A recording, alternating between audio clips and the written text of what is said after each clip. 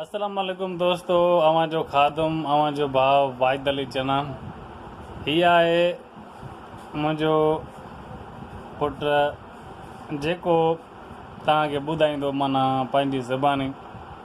हे मुंहिंजो पुटु अधु सिंधी ॻाल्हाईंदो आहे, अधु उर्दू ॻाल्हाईंदो आहे। इन जी मेन वजह कहिड़ी आहे उहा बि तव्हांखे ॿुधाईंदुमि।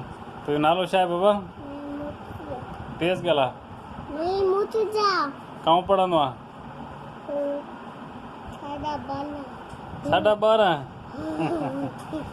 त इन जी मेन वजह दोस्तों इहा आहे त अॼुकल्ह जा ॿार तव्हां ॾिठा हूंदा त सिर्फ़ु मोबाइल मोबाइल मोबाइल। पहिरियों ईअं हूंदो हुयो त तव्हां ॾिसंदा हूंदा त नंढा ॿार हूंदा, चाहे माना वॾा घर जा वॾा ई हूंदा, त सुठे तरीक़े सां कचहरी थींदी हुई, उन्हनि खे तरबियत ॾींदा हुया।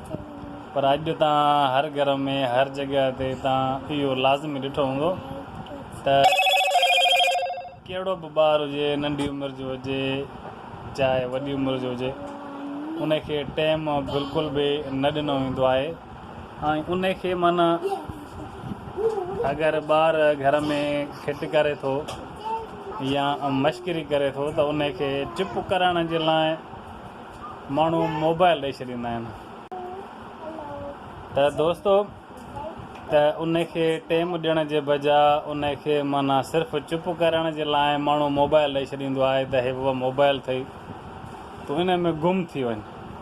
पोइ नंढो ॿारु जॾहिं उन में गुम थी वेंदो, कार्टून ॾिसंदो, मश्किरियूं ॾिसंदो, त उन खां पोइ उनखे पंहिंजी जेका असल लैंग्वेज जेका ॿोली हूंदी आहे उन सां गॾोगॾु जेका हू शौक़ सां शइ ॾिसंदो त उहा लैंग्वेज उहा ॿोली बि ऑटोमेटिक सिखी वेंदो आहे।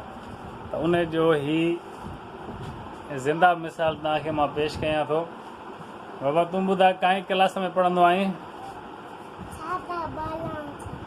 12.5 छा आहे बाबा इहो?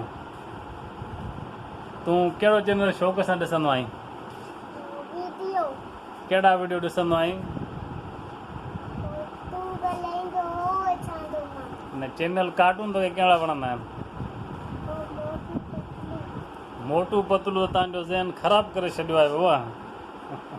दोस्तो हीअ आहे मुंहिंजो पुटु जेको शरारती बि आहे। इनखे इंशाअल्लाह ताला असां अनक़रीब दाख़िला वठी ॾींदासीं। त दोस्तो अॼु जो वीडियो उमेदु आहे तव्हांखे पसंदि ईंदो, त वधि में वधि जेतिरो थी सघे त इन्हनि शयुनि खां पंहिंजे ॿारनि खे परे रखंदो त उहा सभिनि जो फ़ाइदो आहे। टेक केयर एंड अल्लाह हाफ़िज़।